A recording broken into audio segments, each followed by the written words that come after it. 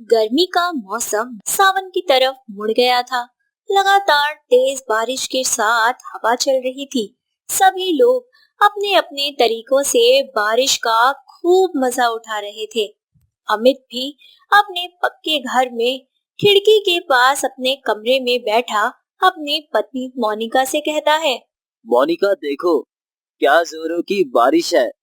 अपने हाथों के गरम गरम प्याज के पकौड़े खिला दो। मौसम में चार चार लग जाएंगे। बस यही है आपका भी। बारिश हुई नहीं कि पकोड़े ले आओ। अरे ये बारिश का मौसम है, अब तो हर दिन ही बारिश होगी, तो क्या रोज रोज पकोड़े खाओगी? मेरी प्रिय धर्म पत्नी, अगर रोज बनाकर दोगी तो रोज खा लेंगे, कोई मनाही नहीं है। अच्छा जी, पागल कहेंगे। हाय, पागल तो आपके प्यार में है मेरी जान। अमित की बात सुनकर मोनिका हंसने लगती है और रसोई में जाकर जल्दी से गर्मा गर्म प्याज के पकौड़े, चटनी और चाय बनाकर ले आती है। दोनों पति पत्नी चाय पकौड़े का मजा लेने लगते हैं। तभी घर की डोरबेल बजती है। मोनिका जैसे ही दरवाजा खोलती है तो सामने फटे हाल बारिश में भीगी ठंड से कपकपाती हुई मोनिका की नौकरानी मेघा खड़ी थी, जिसे देख मोनिका कहती है। अरे मेघा, तुम इतनी बारिश में आज छुट्टी कर लेती? नहीं नहीं मालकिन, छुट्टी नहीं कर सकती। इस काम से ही तो मेरा घर चल रहा है, मेरे बच्चों का पेट भर रहा है। अरे पर चलो, तुम अंदर जाओ, पहले थोड़ा सुखा लो खुद को, फिर काम पर लगना। जी मालकिन। मोनिका के कहने पर मेघा खुद को सुखाकर काम में लग जाती है। तभी रसोई की साफ सफाई करते हुए मेघा को कुछ खाली डब्बे मिलते हैं और वह मोनिका से कहती है। मालकिन, अगर आपको परेशानी ना हो तो क्या मैं ये खाली डब्बे अपने साथ ले जाऊं? मुझे इनकी बहुत जरूरत है। हाँ मेघा, ले जाओ, कोई दिक्कत नहीं है। और कुछ जरूरत का सामान चाहिए हो तो ले जा। और सुन, वहाँ थोड़े चावल रखे हैं डब्बे में, वो भी ले जा, बनाकर खा लेना। अच्छा? मोनिका की बात सुनकर मेघा खुश हो जाती है। बाहर बारिश लगातार बरसती जाती है। शाम का काम खत्म कर मेघा जल्दी से खाली डब्बे और चावल का डब्बा लेकर अपने टूटे फूटे मकान में आती है, जहां नाली का गंदा पानी लगातार बारिश होने की वजह से घर में आ रहा था। बारिश होने की वजह से पूरा घर टपक रहा था। मेघा की बेटी सोना और मोना दोनों ही घर से गंदा पानी बाहर निकाल रही थी। घर में पानी आने की वजह से चूल्हा चौका और थोड़ा बहुत जो राशन का सामान था सब बर्बाद हो गया था। तभी मेघा कहती है। अरे बेटा, बस भी करो, तुम दोनों सुबह से इस काम में लगी हो, अब मैं आ गई हूँ ना तो मैं कर लूंगी। देखो, मैं मालकिन के यहाँ से ये डब्बे लेकर आई हूँ, इन्हें वहाँ वहाँ रख दो जहाँ से टपक रहा है, कुछ तो राहत मिल ही जाएगी।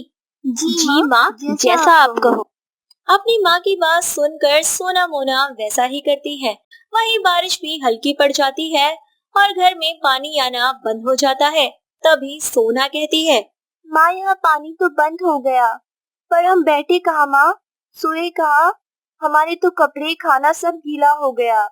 जो एक दो सूखी रोटी पड़ी थी वो भी अब बारिश में बह गई। हम अब क्या करेंगे माँ?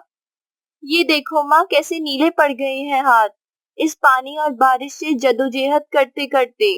मैं सब जानती हूँ मेरी बच्चियों कि तुम दोनों पर क्या बीत रही है। बेटा, ये बारिश हम जैसे गरीबों के लिए नहीं बनी है। इसका मजा तो बस अमीर लोग ही ले सकते हैं। हम गरीबों को तो बस ये बेसहारा करके उजाड़ सकती है। इस टूटे फूटे मकान पर अगर यूं ही बारिश पड़ती रही तो ये तो ढह ही जाएगा। माँ, तो हमारा क्या होगा? क्या हम ऐसे ही भूखे ठंड में कांपते हुए मर जाएंगे? नहीं बेटा, जब तक तेरी माँ जिंदा है कुछ नहीं होने देगी, तू चिंता मत कर। इतना कहकर मेघा मोनिका का दिया चावल का डब्बा खोलती है और कच्चे चावल अपनी बेटियों को देते हुए कहती है। बेटा, माफ कर देना अपनी माँ को, जो आज तुम्हें ये सब करने के लिए मजबूर कर रही है। बेटा, हमारा चूल्हा चौका तो सब इस बारिश ने बहा दिया। ऐसी कोई जगह नहीं है जहाँ नया चूल्हा बना सको। बस इन कच्चे चावलों को खाकर तुम अपने पेट को थोड़ी तसल्ली दे लो। अपनी माँ की बात को समझते हुए और अपने हालातों को देखते हुए सोना मोना बिना किसी सवाल के कच्चे चावल खा लेती है, जिसके बाद वह जैसे तैसे अपने गीले बिछोने गीली जमीन पर बिछाकर सो जाती है। वक्त गुजरता जाता है पर बारिश कम होने का नाम नहीं लेती। लगातार दिन रात कभी तेज तो कभी धीमी बरसातें होती जाती है। मेघा के घर के हालात बद से बदतर होते जाते हैं। गीले कपड़ों में लगातार रहने की वजह से उसकी दोनों बेटियां बुखार की गिरफ्त में आ जाती हैं। दूसरी तरफ मोनिका और अमित बारिश का खूब मजा लेते हैं। कभी वह रील्स बनाते, कभी फोटो लेते, तो कभी कुछ न कुछ करते ही रहते। अमीर हो या गरीब, बारिश हर किसी पर अपना अपना रंग दिखा रही थी। ऐसे ही एक दिन मोनिका अमित से कहती है, जी कितने दिन हो गए मेघा काम पर नहीं आई। मुझे कुछ सही नहीं लग रहा। इतनी बरसात में भी कभी उसने छुट्टी नहीं की और अब वो आ नहीं रही। हाँ ये तो है, बारिश भी तो बंद नहीं हो रही है। कहीं वो किसी मुसीबत में तो नहीं है? पता नहीं उसके घर के हालात कैसे हैं। जी मुझे लगता है हमें एक बार मेघा का पता ले लेना चाहिए। कहीं ऐसा ना हो कि उसे हमारी जरूरत हो। इतनी बातचीत करके दोनों पति पत्नी फटाफट से बरसाती पहनकर जहां पर मेघा रहती थी, वह देखते हैं कि मेघा जिस कॉलोनी में रहती है वहां के सभी घरों में लगातार बारिश का गंदा पानी जा रहा है। लोग धमाधम अपने घरों से पानी निकाल रहे हैं। कई मकान तो बारिश की मार की वजह से मलबे का ढेर हो गए हैं। कुछ लोगों से पूछने के बाद अमित और मोनिका को मेघा का पता मिल जाता है और वह उसके घर पहुंचते हैं। पर वह देखते हैं कि बारिश की वजह से मेघा का मकान भी ढह चुका है। बुखार में तड़पती हुई उसकी दोनों बेटियां अपने फटे कपड़ों से अपने बदन को ढक रही हैं और अपने टूटे मकान को देखकर मेघा रोते हुए कहती है, हे भगवान, आखिर क्यों क्यों तो हम गरीबों पर बरसात की इतनी मार कर रहा है। एक तरफ अमीर लोग हैं जो अपने पक्के मकानों में बैठे बारिशों का मजा ले रहे हैं, लेकिन दूसरी तरफ हम गरीब लोग हैं जिनका आशियाना तूने छीन लिया अपनी इस बरसात से। अरे बरसात से मारने से तो अच्छा है कि तू यूं ही हमारी जान ले ले। न बदन ढकने के लिए सूखा कपड़ा है, न सर ढकने के लिए मकान ही छोड़ा है। इस बारिश ने सब छीन लिया हमसे, बर्बाद कर दिया हम गरीबों को इस बारिश ने।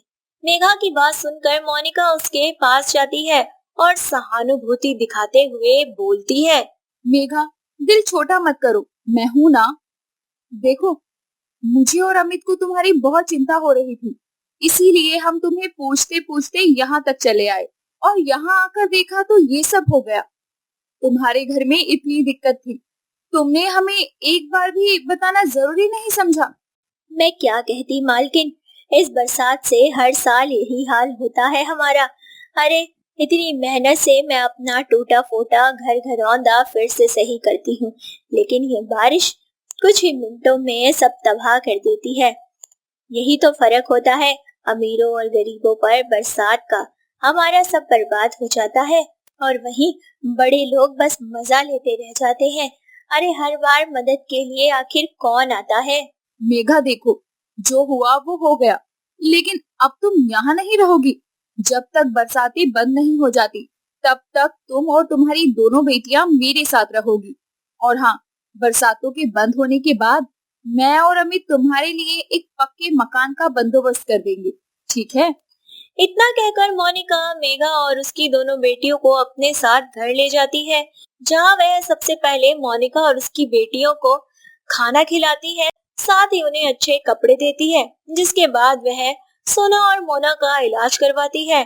कुछ वक्त गुजरने के बाद बरसातों का मौसम ढल जाता है, जिसके बाद मोनिका और अमित मेघा के टूटे फूटे घर की कंस्ट्रक्शन का काम शुरू करवाते हैं और वहां 5 माले की बिल्डिंग का निर्माण करवाते हैं, जहां मेघा के साथ साथ कई और मेघा जैसे परिवारों को बारिश से बचने के लिए अपना आशियाना मिल जाता है।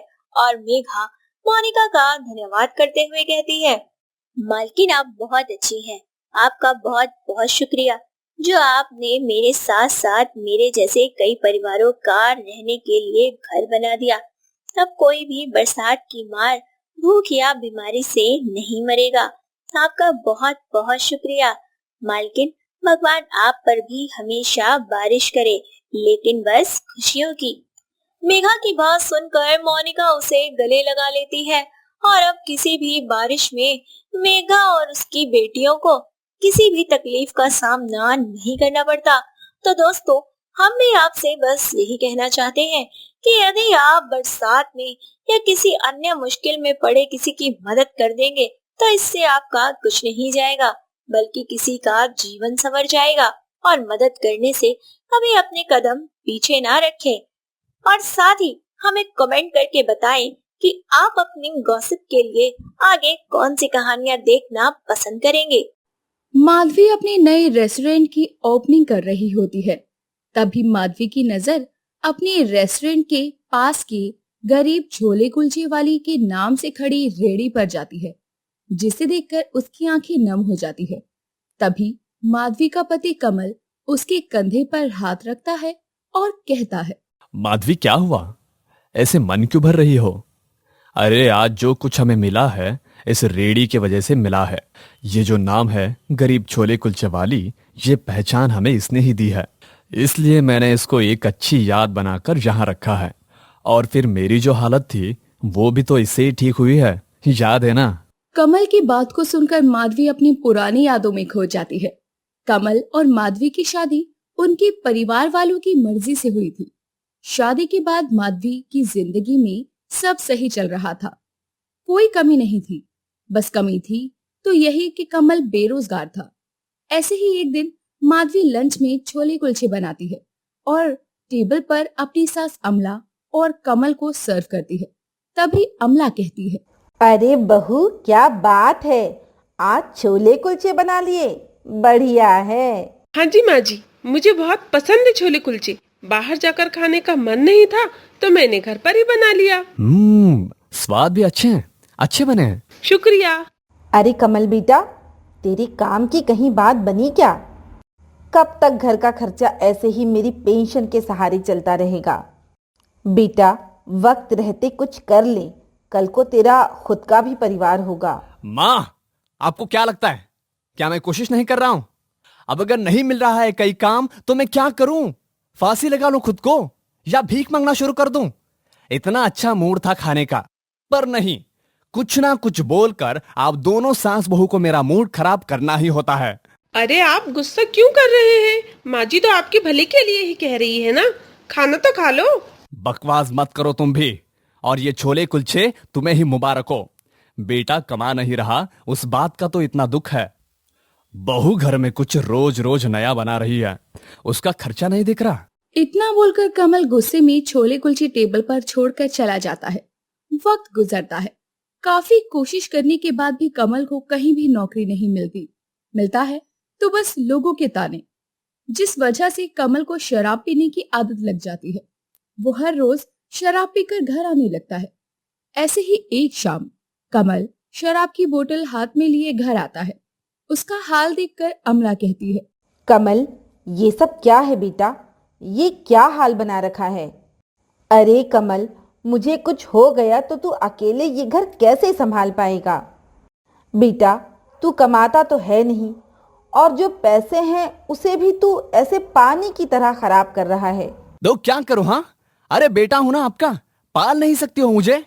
अरे हर माँ अपने बच्चे के लिए करती है, और ये शराब तो अब मैं रोज पीऊंगा, हर दिन पीऊंगा, फिर चाहे चोरी करके ही क्यों ना पीऊं।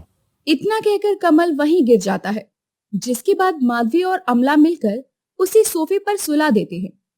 ऐसे ही वक्त गुजरता है। कमल की चिंता में अमला का देहांत हो जाता है, पर कमल शराब पीना बंद नहीं करता। धीरे धीरे कमल घर का सारा सामान एक दिन बेच ही देता है। वह एक दिन तो घर ही बेच देता है। अब कमल और माधवी एक टूटे फूटे से मकान में रहने लगते हैं। ऐसे ही एक सुबह, सुनिए जी, ये लीजिए छोले कुलचे खा लीजिए। ओए कहाँ से गया आई? तेरे पास पैसा कहाँ से आया? वो लाला सेठ है ना, पास वाले, उनके। क्या कहा सेठ? अच्छा, तो तेरा सेठ के साथ चक्कर चल रहा है। अरे ये क्या बोल रहे हैं आप, मेरी बात तो सुनो। अरे सब जानता हूं मैं। घर में एक वक्त के खाने के लिए पैसे नहीं है, मेरे दारू का पैसा नहीं है, और तू अपने स्वाद को पूरा करने के लिए अपने छोले कुलचे के लिए सेठ से चक्कर चला रही है। अरे ये क्या बोल रहे हैं आप, मेरी बात तो सुनो। कैसा है कैसा नहीं सब पता है मुझे। आज मैं तेरे इस छोले कुलचे के स्वाद का भूत उतारता हूँ, रुक जा। इतना कहकर कमल माधवी को मारना पीटना शुरू कर देता है। तभी वहाँ लाला सेठ आ जाता है और बोलता है, अरे ओ कमल, पागल हो गया है क्या?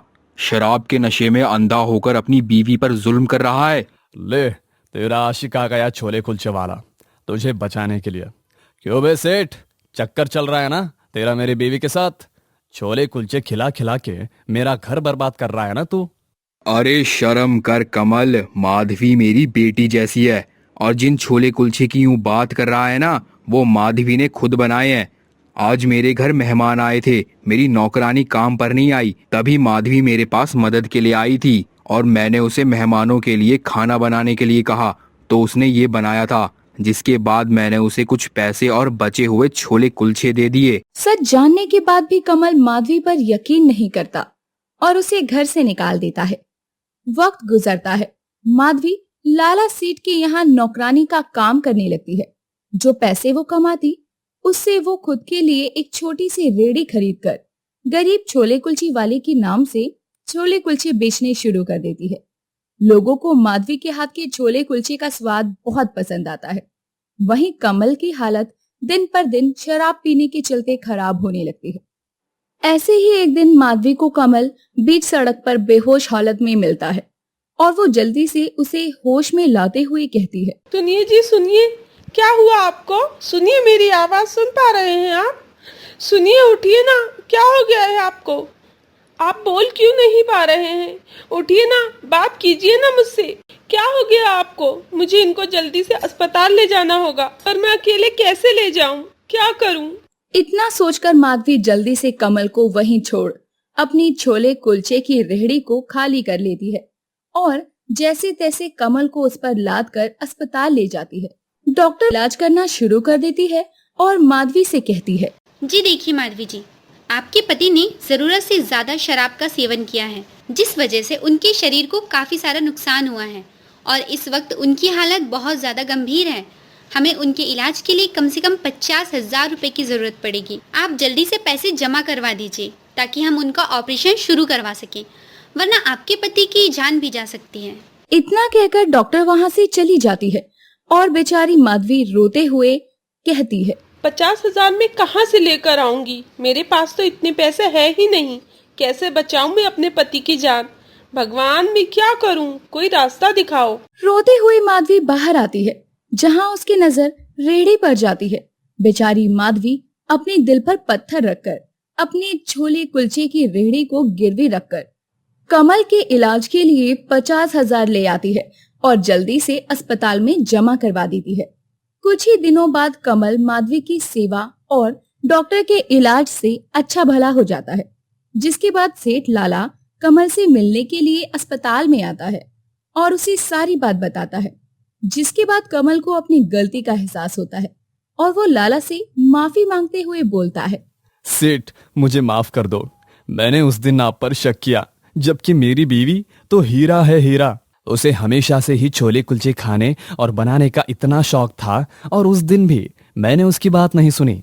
तुमसे उन्हीं छोले कुलचे के चलते घर से उसे निकाल दिया और तुम्हारा भी अपमान किया। लेकिन अब मैं अपनी गलती सुधारना चाहता हूँ, उसकी छोले कुलचे की रेहड़ी वापस दिलाना चाहता हूँ। मेरी मदद करो सेठ जी, ताकि मैं उसका सपना वापस लौटा सकूं। कमल की बात को सुनकर लाला उसे माफ कर देता है। हॉस्पिटल से घर आने के बाद साथ ही लाला की मदद से कमल को एक छोटी सी नौकरी भी मिल जाती है, जिसके साथ साथ कमल मेहनत मजदूरी का काम भी करने लगता है।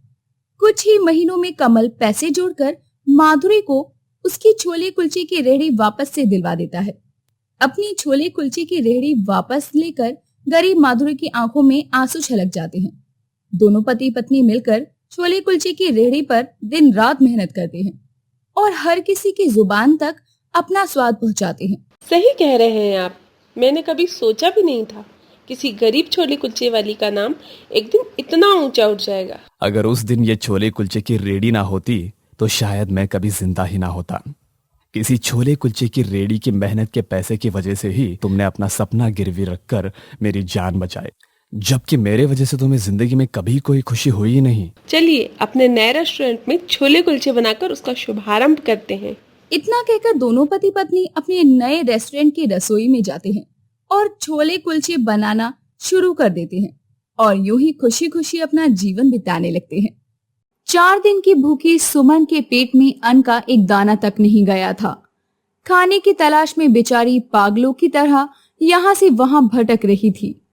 तभी उसकी नजर एक कूड़ेदान पर जाती है, जहां उसे बेकार हुए खाने का सामान नजर आता है। सुमन बेकार हुए खाने को जल्दी जल्दी खाने लगती है और रोते हुए बोलती है, हे भगवान, आखिर तूने मुझ गरीब की किस्मत में इतना दुख क्यों लिख दिया? गरीबी की मार तो है ही, भूख की मार से भी दिन दिन मर रही हूँ मैं। इससे तो अच्छा है तू मुझे अपने पास बुला ले, या फिर इस दर्द भरी जिंदगी में थोड़ी राहत दे दे। ऐसे ही सुमन कूड़ेदान में अपने लिए कुछ तलाशने लगती है, पर उसे कुछ खाने के लिए नहीं मिलता। ऐसे ही दिन गुजरते हैं। खाने और रोजगार की तलाश में सुमन इधर उधर भटकती रहती है। ऐसे ही एक दिन सुमन एक ढाबे वाले के पास जाती है और हाथ जोड़कर मांगते हुए कहती है, साहब, बड़े दिनों से कुछ खाया नहीं है, थोड़ा सा खाना दे दो। आपका बहुत भला होगा, दे दो साहब, चाहे बासी ही दे दो। अरे जा, पता नहीं कहाँ से आ जाते हैं रोज रोज मांगने के लिए। अरे मुफ्त का राशन आया हुआ है क्या तुम्हारे राम का, जो मुंह उठाकर मांगने के लिए चले आते हो? साहब, थोड़ा रहम कर दो, क्या हो जाएगा?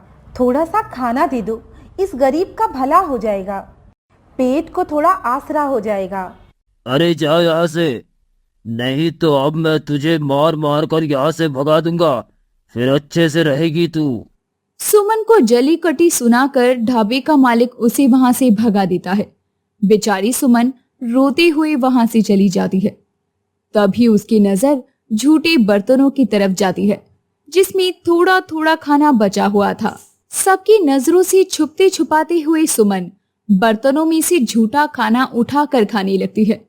तभी ढाबे का मालिक सुमन को झूठन खाते हुए देख लेता है और सुमन को धक्का देते हुए जोरदार थप्पड़ लगाता है और कहता है, बदतमीज लड़की, तुझे एक बार मुंह से समझाया तो समझ नहीं आया, कैसे बेशर्म की तरह यहाँ खाने लग गई। चल निकल जा यहाँ से, नहीं तो इतनी पिटाई करूंगा अपनी शक्ल तक नहीं पहचान पाएगी। दफा हो जा यहाँ से। रोती हुई सुमन बिना कुछ कहे सर झुकाए वहां से चली जाती है और कुछ दूर जाकर रोते रोते जमीन पर बैठ जाती है और खुद को कोसते हुए कहती है, हे भगवान, आखिर मैंने क्या बुरा किया था जो मुझे ऐसा दर्द भरा जीवन दे दिया। ना खाने को रोटी है, ना बदन पर अच्छे कपड़े, और ना ही रहने को मकान। आखिर तूने मुझे इस धरती पर भेजा ही क्यों था, ताकि हर कोई मुझे जलील कर सके? अब ये और सहन नहीं होता भगवान, नहीं होता। सुमन भूख से तड़प कर आज गरीबी के आगे घुटने टेक कर खुदकुशी करने के लिए चलती गाड़ी के आगे छलांग लगाने वाली होती है कि तभी उसकी नजर रेड लाइट पर फूल बेचने वाली एक गरीब माँ पर जाती है, जिसने अपने छोटे से बच्चे को एक चुन्नी के सहारे से अपने साथ बांधा हुआ था और तपती धूप में फूल बेच रही थी। उसे देखकर सुमन अपने कदम पीछे कर लेती है और कहती है, नहीं नहीं, ये मैं क्या करने जा रही हूँ। मुश्किलें किसकी जिंदगी में नहीं होती हैं। जो मेरी किस्मत का लिखा है उसे तो मुझे भुगतना ही होगा, फिर चाहे मैं हंसकर भोगूं या रोकर, भुगतना तो मुझे ही होगा। मैं ऐसे किस्मत के आगे हार नहीं मान सकती। अपनी भूख की लड़ाई को मैं जीत कर रहूंगी। वक्त गुजरता जाता है। सुमन को कभी खाना मिलता तो कभी नहीं मिलता, जिसके बाद सुमन अपनी भूख से बेहाल गलियों में भीख मांगना शुरू कर देती है। ऐसे ही एक दिन वो भीख मांगते हुए मंगला के दरवाजे पर जा पहुंचती है और गुहार लगाती है, मालकिन, अरे ओ मालकिन, कुछ खाने को दे दो। कोई सूखी रोटी, अचार, सब्जी, बासी रोटी कुछ तो दे दो, जिससे इस गरीब की भूख मिट जाए। बड़े दिन हो गए, कुछ नहीं खाया है। कुछ तो दे दो, भगवान आप पर बहुत रहम करेगा। सुमन की आवाज सुनकर मंगला बाहर आती है और बुरा सा मुंह बनाकर कहती है, हाँ हाँ, भला तो करेगा ही ना। तुम जैसों के लिए तुम्हारा कोई रिश्तेदार यहाँ मुफ्त में आटा, सब्जी, मसाले छोड़ गया था। बस हम बनाते रहें और तुम जैसों के पेट में बैठे रहें। खुद ना खाएं, अपना निवाला भी तुम्हारे मुंह में डाल दें। रोज आ जाते हैं कुछ नहीं खाया करते हुए। मालकिन, खाना नहीं देना है तो कोई बात नहीं, पर कम से कम ऐसे ताने तो मत दो। अगर मेरा कोई परिवार होता तो मैं आज आपके घर ऐसे खाने के लिए ना भटक रही होती। मदद कर सकती हो तो कर दो, नहीं तो कोई बात नहीं। वाह वाह, तेवर तो देखो, एक तो मांगने वाली है, ऊपर से इतना तड़ी में जवाब दे रही है। अरे जा, तेरे जैसे रोज आते जाते हैं, आई बड़ी। मंगला के चिल्लाने की आवाज सुनकर अंदर से उसका बेटा शुभम बाहर आता है और अपनी माँ को ऐसे चिल्लाते देखकर वो उसे चुप करवाते हुए कहता है, अरे माँ, क्या हो गया आपको? क्यों बिन बादल बरसात जैसे बरस रही हो? इतना गुस्सा करना सेहत के लिए अच्छा नहीं होता है। अरे बेटा, गुस्सा न करूँ तो क्या करूँ? दुनिया भर के गरीबों की भूख मिटाने का ठेका क्या हमने ले रखा है? रोज की रोज कोई न कोई आ रहा है, रोटी दे दो, खाना दे दो, कपड़ा दे दो। अरे मेरा घर है, कोई अनाथ आश्रम थोड़ी ना है। माँ, किसी भूखे को रोटी देना बड़े पुण्य का काम होता है। ऐसा गुस्सा क्यों करती हो? जाओ, जो बचा हुआ खाना रखा है वो इस लड़की को दे दो। इसे देखकर लगता है इसने कई दिनों से सच में कुछ नहीं खाया। मैं नहीं देती कुछ भी, जो करना है खुद कर ले। इतना कहकर मंगला मुंह टेढ़ा कर वहाँ से चली जाती है। जिसके बाद शुभम रसोई घर से बचा हुआ खाना लेकर आता है और सुमन को देते हुए कहता है, ये लो, खाना खा लो, तुम्हारे पेट में थोड़ा आसरा हो जाएगा। कौन हो तुम? कहाँ से आई हो? पहले कभी देखा नहीं। मेरा नाम सुमन है। मैं गरीब भूखी लड़की हूँ, जिसे पेट भरने के लिए दाना भी बड़ी गनीमत से मिलता है, वो भी हजारों लोगों के ताने और दिन भर जिल्लत उठाने के बाद। कोई रहम करके थोड़ा बहुत दे देता है, नहीं तो यूं ही दिन बीत जाता है। कोई बात नहीं, मैं तुम्हारी मजबूरी और हालात दोनों को समझ सकता हूँ। अभी तुम ये खा लो, कुछ और चाहिए तो बता दो। आपने इस गरीब का पेट भर दिया साहब, यही बहुत है। अब कुछ दिन भूखा रहने की ताकत मिल जाएगी। मैं किसी छोटे मोटे काम की तलाश में हूँ, ताकि खुद का पेट भर सकूं। अगर आप कुछ मदद कर दें तो बड़ी मेहरबानी होगी। मेरे दोस्त की यहाँ काम वाली की जरूरत है। अगर तुम घर का काम कर सको तो मैं तुम्हारे लिए बात कर देता हूँ। हाँ साहब, क्यों नहीं, आपकी बड़ी कृपा होगी।